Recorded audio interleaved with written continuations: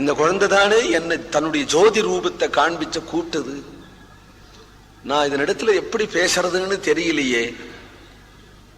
போய் சுவாமி அப்படின்னு நிஷ்டையில இருந்து எழுப்புறது அபச்சாரமா போயிடும். ஒரு ஓசை கேட்டா நிஷ்ட கலையறதோ என்ன பார்க்கலாம்னு ஒரு கல்லை எடுத்து டொப்புன்னு போட, இதுவரையிலும் அந்த கமல நயனம் திறக்காத குழந்தை இப்படி கமல நயனத்தை திறந்து பார்க்க சௌசீல்ய குணாபிதிருப்தகான்னார் பாகவதத்துல. குருதேவருடைய பிரதம கடாட்சத்துக்கு பாத்திரமாகி பேசுவரோன்னு நினைச்ச கிட்டக வந்து, செத்ததின் வயிற்றில் சிறியது பிறந்தால் எத்தை தின்னு எங்கே கிடக்கும் அப்படின்னு வேதாந்த பரமாக ஒரு கேள்வி கேட்டு, மகாத்மாக்களிடத்துல வேற என்ன கேள்வி கேட்க முடியும்? சுருக்கமாக அத்தை தின்னு அங்கே கிடக்கும் அப்படின்னு பதில் சொன்னதும்,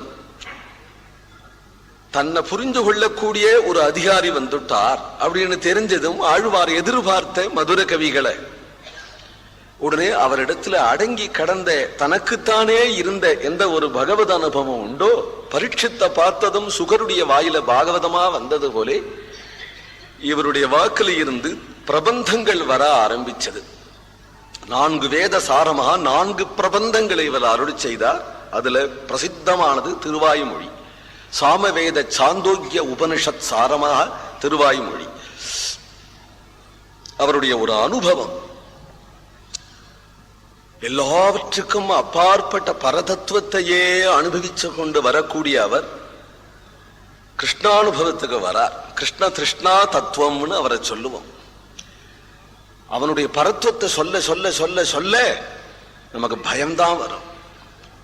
இவர் ஆரம்பத்திலே இருந்து தொடங்கி ஆக ஒரு 10-100 பாசுரங்களை ஆயிடுத்து பரதத்துவத்தையே சொல்லிட்டு போறார்.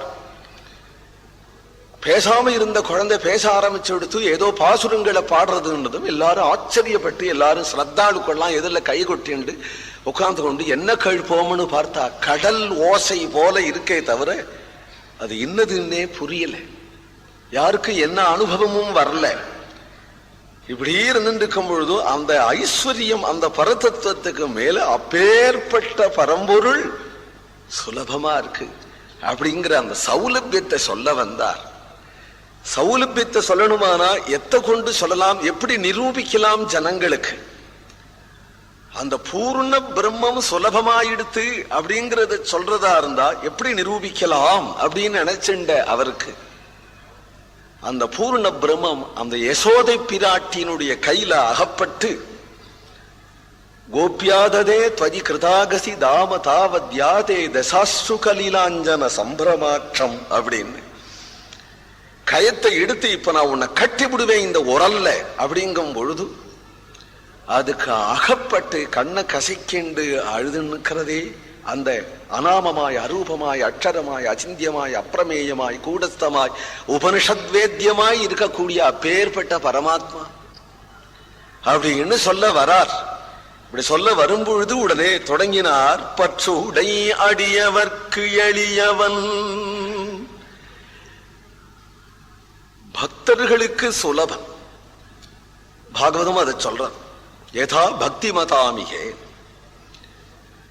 பக்தர்களுக்கு சுலபன். இதே இடத்துல பாகவதன் சொல்றது, பாகவதத்தை தான் பாசுரமா கொடுக்கிறாரு. பற்றுடை அடியவர்க்கு, பற்றுன்னா அன்பு, பற்றுதல்னு சொல்றோம் இல்லையா? ஈஸ்வரனிடத்துல பற்றுதல் வேணும், எம்பெருமானிடத்துல பற்றுதல்.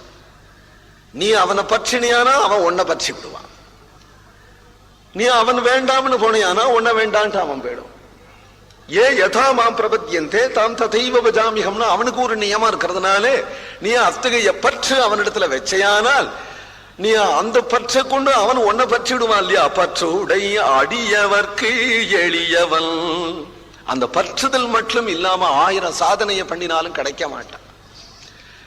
அதனால பிறர்களுக்கு அரியேகே வித்தகன், பிறர்களுக்குன்னா மற்ற சாதனைகளை செய்யற ஞான சாதனை, கர்ம சாதனை, யோக சாதனை பகவானே சொல்றதானே. ஏன்னா நரோதயதி மாம் யோகா ந சாங்கியம் தர்ம உத்தவா ந ஸ்வாத்யாக தபஸ்தியாக யதா பக்தி மமோர்த்திதா பக்தியாகம் ஏகயாக்ராஹ்யா ஸ்ரத்தயாத்மா பிரியத்ஸதா. பகவான் எவ்வளவு தெளிவாக சொல்றான், நீ சாங்கிய சாதனை பண்ணி யோக சாதனை பண்ணி எதை பண்ணினாலும் என்ன பிடிக்க முடியாது. பக்தி ஒண்ணுக்கு கட்டுப்படுவேன் அப்படிங்கறத நிரூபிச்சானே யசோதை கிட்ட. யசோதை என்ன யோகாபியாசமா பண்ணினா, ஆத்மானாத்ம விசாரமா பண்ணினா,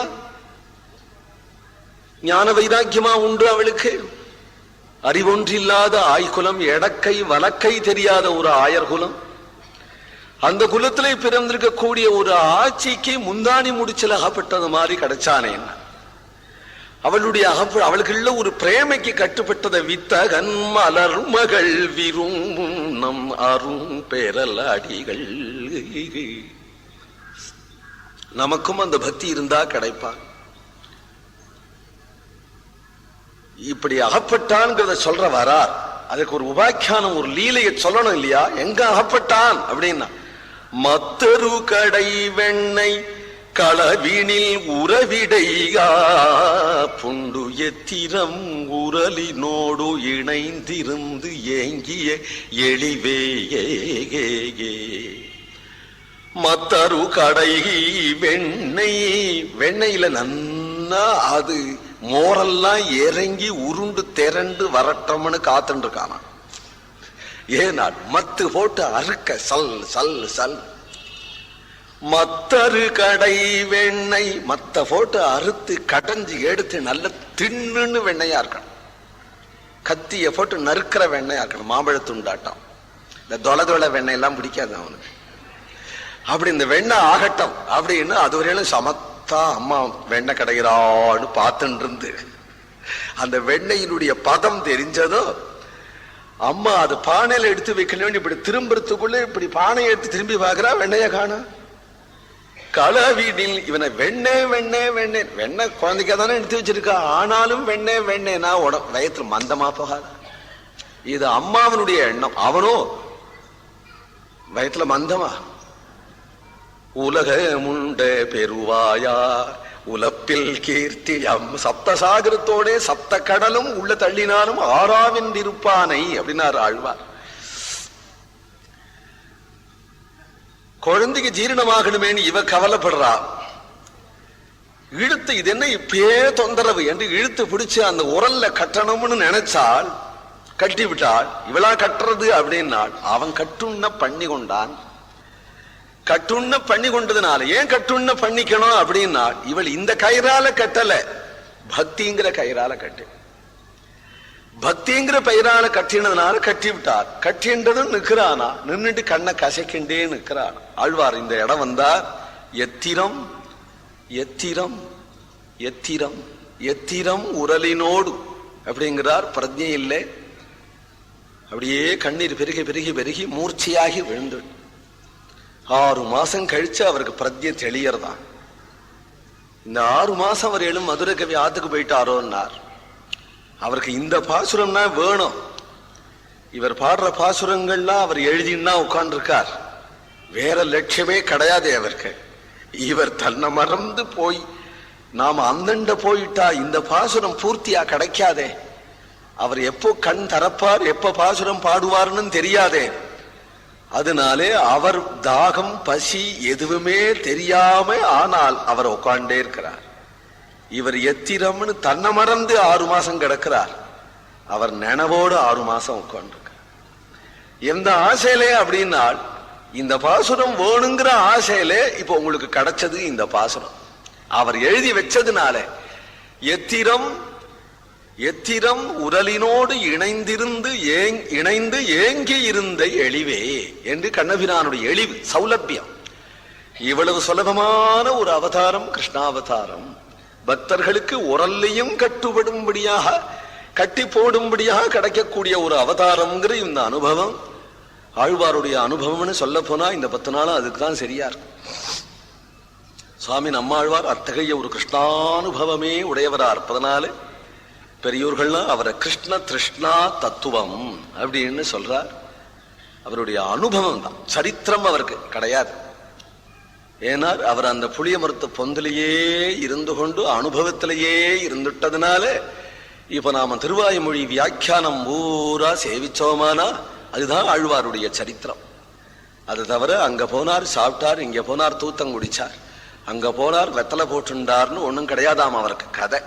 அதனாலே கண்ணன் கண்ணன் கண்ணன் அப்படிங்கிறது தவிர உண்ணும் சோறு பருகும் நீர் தின்னும் வெற்றிலை எல்லாம் கண்ணன் கண்ணன் அப்படிங்கிறதே அவருடைய அனுபவமா இருக்கிறதுனாலே அந்த அனுபவம் தான் அவருடைய சரித்திரம். அப்படிங்கும் பொழுது அந்த அனுபவத்துக்கு ஒரு எல்லை கிடையாது. சரித்திரத்துக்காவது ஒரு எல்லை வந்துடும், அனுபவத்துக்கு ஒரு எல்லை கிடையாது. அத்தகைய எல்லையற்ற கிருஷ்ணானுபவத்துக்கு இருப்பிடம் இந்த ஆழ்வார்.